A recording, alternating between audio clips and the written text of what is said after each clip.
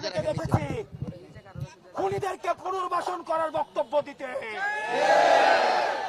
আমরা সেই সব উপদেষ্টাদেরকে মনে করিয়ে দিতে চাই, ছাত্র জনতার অভ্যুত্থানের মধ্য দিয়ে আপনি উপদেষ্টা হয়েছেন।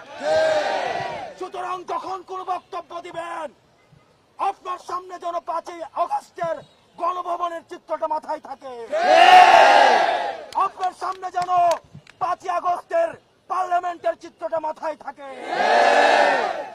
যারা স্বৈরাচারকে পুনর্বাসন করতে চায়, যারা খুনি হাসিনাকে পুনর্বাসনের মতো বক্তব্য দিতে চায়, আমরা ছাত্র জনতা যেভাবে তাদেরকে উপদেষ্টা বানিয়েছি, ঠিক একইভাবে গদি থেকে ছুড়ে নামাতে আমরা দ্বিধা করব না।